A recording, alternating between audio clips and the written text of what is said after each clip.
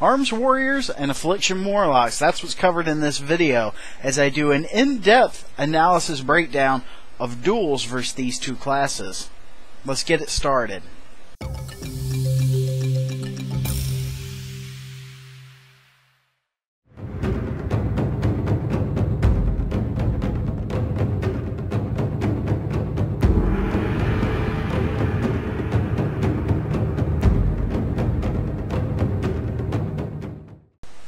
What's up, people? Anbraxas here with TGN.TV, and in this video I had someone in-game ask me if I'd make this for them. They wanted to know how I continuously beat them over and over again, even though I was changing specs along with them. So, here is a very in-depth analysis of my typical mentality and my thought process while dueling. Now, what you're going to see is the duel in full speed, and then the duel broken down segment by segment, and my own thoughts to it. So, first up on the chopping block is the Arms Warrior. Here is the video in full speed, followed by the breakdown analysis.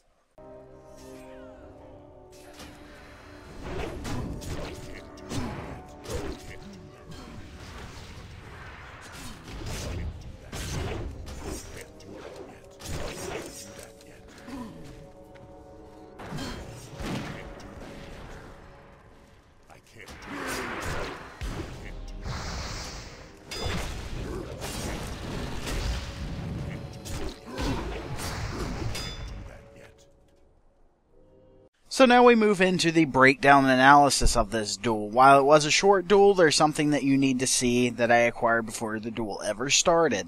So the information I acquired before the duel would actually be his talent and glyph setup. Now I'm going into this freeze frame here, and looking at the freeze frame, we see he is an Arms Warrior. Arms and Fury are relatively similar, so there isn't a whole lot of utility he's gaining that I don't know about. Now what we're looking at here is the talents. For this duel, the only difference between me and him is I'm set up with double time because he is set up with Juggernaut. Now he's going to charge, he has the ability to charge every 12 seconds. So I took double time because that allowed me to wait for his charge, heroic leap out, charge in again, and before his charge is available, intervene and charge once more, giving me a few more stuns than he actually has. And for the rest of the talent build, either he was imitating me, or that's just the talent build he set up. Now, it's important to note that Dragon's Roar was taken in this respect because when it's warrior versus warrior, the general rule of thumb for this type of duel is whoever puts out the most damage the fastest is typically going to be the winner. That's just the way warrior duels have been for a while. That's the way it is in Mr. Pandaria. So now, looking at his glyphs, this is where he made a mistake. Now, when I look at his glyph, I see in glyph slot 1, that's hindering strikes. Every time he cleaves, costing 30 rage, that is important. It's going to leave him rage starved. It slows me down. Now, I'm not sure if he's going to be using hamstring, but I will assume that since he has this glyph, he's going to want to be using it. Moving down the talent tree, we see he has Colossus Smash. Now, when I'm hit with Colossus Smash, it's going to apply another stack of Sunder Armor, which really isn't a big deal, but if I get low on health and we get into our second wind phase, I would be looking to switch to defensive stance at that point. And then Glyph of Gag Order. Now, this isn't really necessary for fighting another warrior. Basically, the only thing it can prevent is Thunderclap. There really isn't any other warrior ability that this can prevent.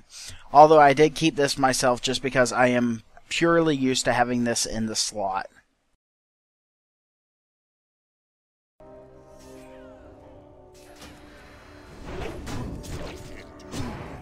So first thing you'll notice, he does get the opening charge, but I already know that he has Juggernaut enabled and that I have double time, so that leaves me free to heroic leap away and then charge back to him.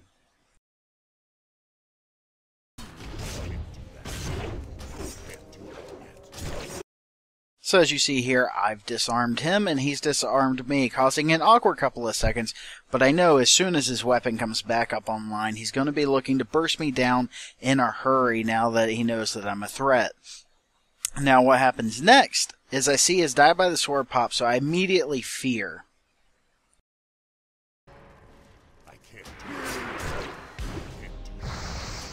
So now that his Die by the Sword is finished, I hit him with a Wild Strike, and then I pop the one-shot macro, and I catch up to him rather quickly, hitting him with Dragon's Roar. And basically because his Die by the Sword's already been up, I hit him with the Wild Strike. His second wind healing's been reduced by the debuff, and that allows me to quickly burst him down for the rest of the duel. Alright, so the next duel you're going to see is a duel against Fear Undead, an Affliction Warlock here in the beta. He's pretty good. It didn't go according to plan. I'm actually surprised I pulled the victory out, but I'm going to break it down anyway. It's too far away.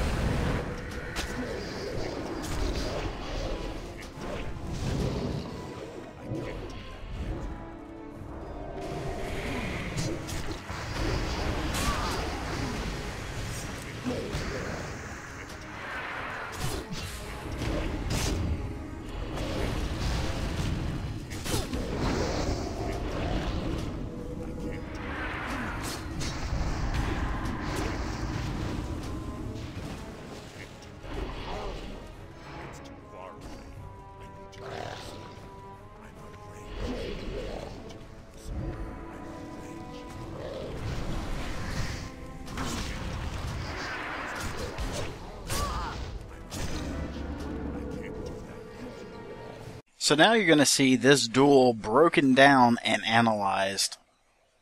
So before the duel started, I went ahead and took a look at his talents. So what are his talents? Darker Generation, it's a heal. Mortal Coil, which is basically Death Coil. Sacrificial Pit, which is his shield.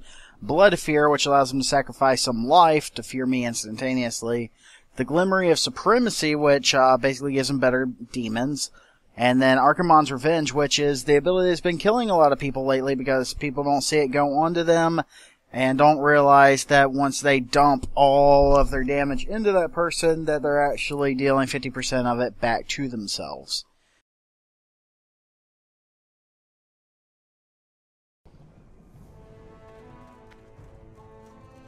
It's too far away.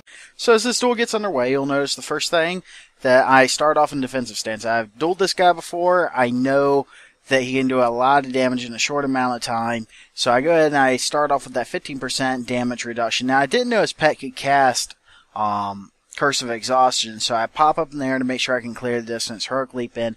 But no sooner than I had landed, if I had landed at all, I get feared, so I pop it in Rage Regeneration and then charge him to break that cast. Now that he has most of his dots on me, he does have damage rolling.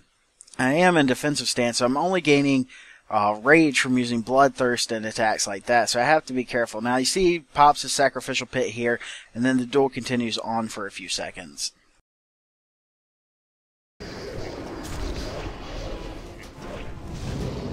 So here's a major mistake I made in this duel. Here I am, I'm trying to break down that Absorption Shield, and I get hit with Death Coil, which basically causes me to trinket because I think it's one of his Blood Fears.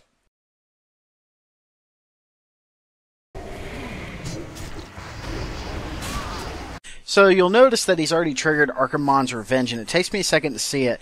I'm in defensive stance, so I pop Die by the Sword. So I'm not too concerned with the damage it's putting back at me, but I have to keep him CC'd, so I go ahead and charge to stop him from healing.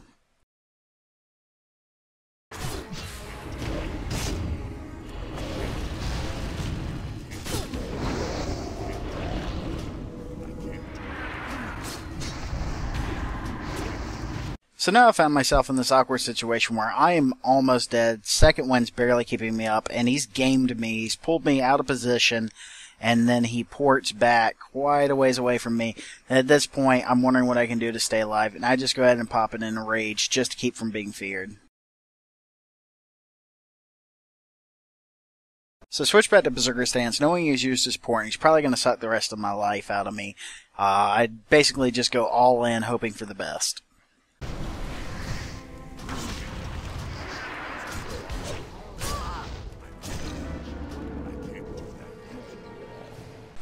So that's going to be it for this video. So here's what I need you guys to do. If you like this kind of stuff, I need you to leave me a comment.